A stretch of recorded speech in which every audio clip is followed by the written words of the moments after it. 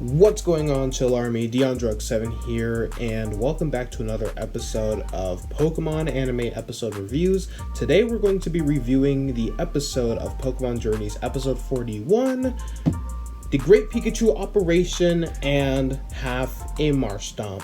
Sorry about the weird upload schedule. I was supposed to upload this video all the way back in on Monday, but I honestly got lazy and busy with college work, so this whole week I've just been focused on college and stuff like that, and I just started live streaming again and all that stuff because I needed to find ways to manage my time.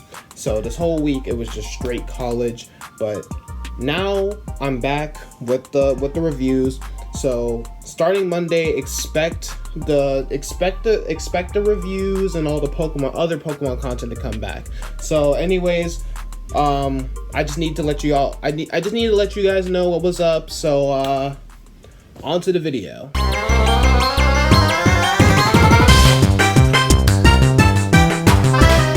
Today's episode was very similar to episode 26, a 2-in-1 episode featuring two rather weird premises. The primary half specializing in attempts by Jessie and James to find out a way to understand Pikachu while Meowth is sick using footage they recorded, and also the second instead of specializing in Ash and Goh as they tried to assist to free a Marshtomp stuck within the ground. Despite sharing the identical format, this is functionally a fairly different beast from episode 26, both concerning humor and the way it's structured.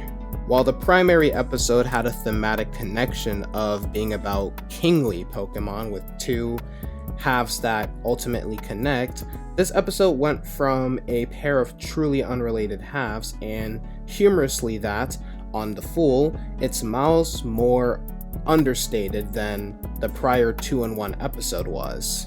That's not to say it's any more grounded and realistic than it, but while episode 26 was focused on absurdist extremes, this one is instead more focused on character-based humor and the way the main characters react ahead of the circumstances the episode shows.